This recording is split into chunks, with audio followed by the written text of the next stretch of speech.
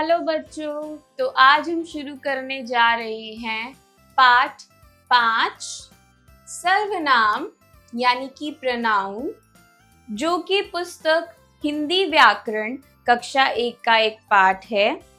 तो बच्चों, इस पाठ को पढ़ना शुरू करते हैं। सबसे पहले हम सर्वनाम का मतलब जान लेते हैं। संज्ञा के स्थान पर प्रयुक्त किए जाने वाले शब्द सर्वनाम कहलाते हैं, जैसे मैं, तुम, आप, हम, यह, वह, कौन आदि।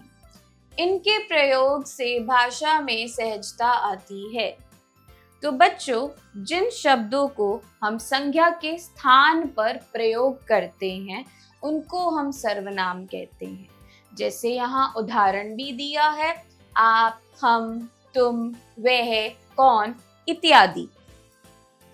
अगर हम सर्वनाम का प्रयोग करते हैं तो जो भाषा है उसमें सहजता आती है।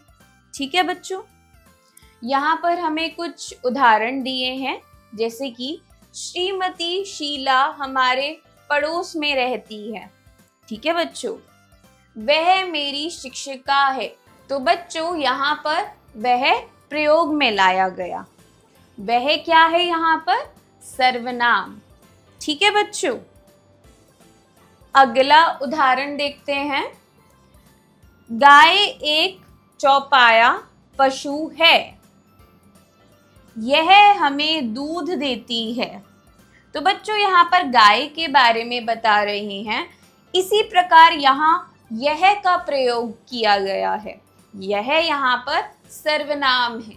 ठीक है बच्चों, और गाय यहाँ पर संज्ञा है।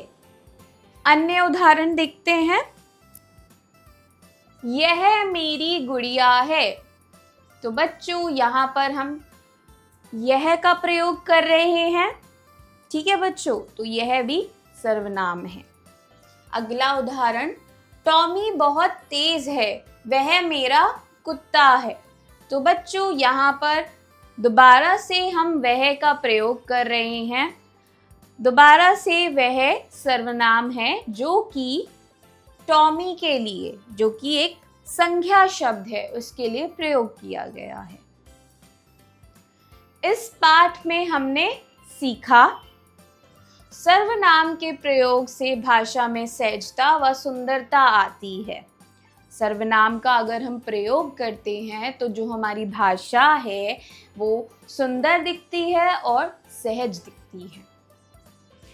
क्या, कौन, कहाँ, स्वयं, अपना, यह, ये, जो आदि शब्द भी सर्वनाम होते हैं। यह सारे शब्द भी सर्वनाम ही है।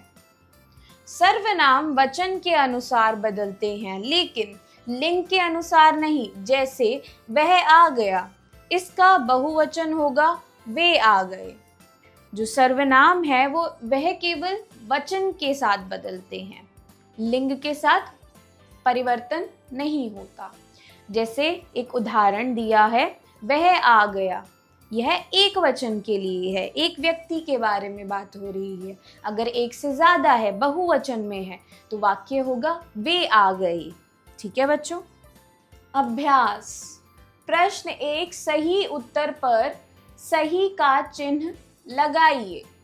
क, जो शब्द संज्ञा नाम वाले शब्दों के स्थान पर प्रयोग किए जाते हैं उन्हें डैश कहते हैं। हमारे पास विकल्प हैं। पहला विशेषण, दूसरा सर्वनाम। तो बच्चों, उत्तर होगा सर्वनाम। ख, मैं पुस्तक पढ़ रहा हूँ। इस वाक्य में कौन सा सर्वनाम शब्द है? बच्चों, हमारे पास कुछ विकल्प है। पहला पुस्तक, दूसरा मैं। तो बच्चों, मैं यहाँ पर सर्वनाम शब्द है। ग, बड़ों के लिए सदैव कौन सा सर्वनाम शब्द प्रयोग किया जाता है? हमारे पास कुछ विकल्प है, देखते हैं। पहला तुम, दूसरा आप। तो बच्चों, हम आप का प्रयोग करते हैं। ठीक है। प्रश्न 2, सर्वनाम शब्द वाले गोलों में रंग भरिए। तो बच्चों यहाँ पर हमें कुछ गोले दिए हैं और उसके अंदर कुछ शब्द लिखे हुए हैं। जो शब्द सर्वनाम है उनमें हमें रंग भरना है। रंग भरने का कार्य आप स्वयं करेंगे, मैं केवल आपको यह बताती हूँ कौन से शब्द सर्वनाम है और कौन से नहीं है। पहला, ऊंट। ऊंट संज्ञा शब्द है, इसमें रंग नहीं भरना। वह सर्वनाम शब्द है तो आप इसमें रंग भरेंगे। आप भी एक सर्वनाम शब्द है तो आप इसमें भी रंग भरेंगे। अगला, इसे भी सर्वनाम शब्द है तो आप इसमें भी रंग भरेंगे।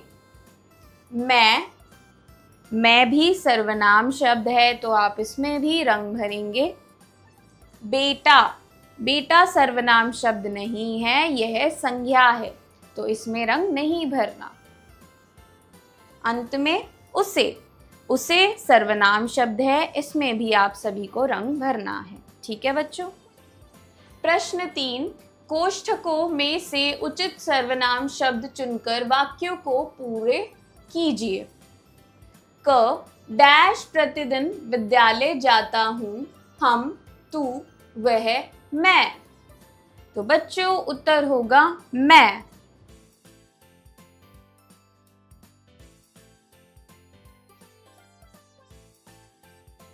ख, डैश घूमना अच्छा लगता है, वह, वे, उसे, मैं। उत्तर होगा उसे।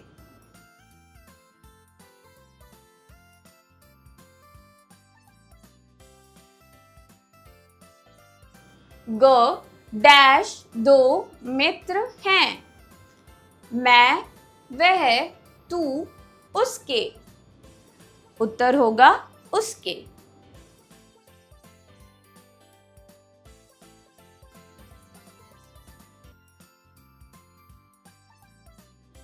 घ, डैश सब मिलकर पढ़ते व खेलते भी हैं, हम, तुम, उसे, वह। उत्तर होगा हम।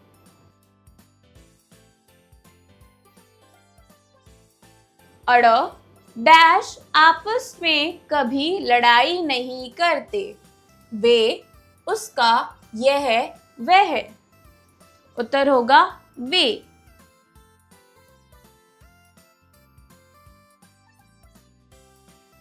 प्रश्न 4, निम्नलिखित वाक्यों में आए सर्वनाम शब्दों के नीचे रेखा खींचिए। तो बच्चों यहाँ पर हमें कुछ वाक्य दिए हैं और जहाँ पर हमें सर्वनाम शब्द दिखेंगे वहाँ पर हमें रेखा खींचनी है उन शब्दों के नीचे। क, उसने तुम्हें बुलाया था। तो बच्चों यहाँ पर दो सर्वनाम शब्द है, उसने और तुम्हें। ख, तुमने आज क्या पढ़ा। तो बच्चों यहाँ पर भी दो सर्वनाम शब्द है, तुमने और क्या। ग, वह धीरे धीरे आ रहा है। तो बच्चों यहाँ पर सर्वनाम शब्द है वह। घ, आप कहेंगे तो चलूंगा। तो बच्चों यहाँ पर सर्वनाम शब्द है आप। तो बच्चों मैं आशा करती हूँ कि आपको यह पाठ समझ में आया होगा। हम मिलते हैं अगली कक्षा में। बाय।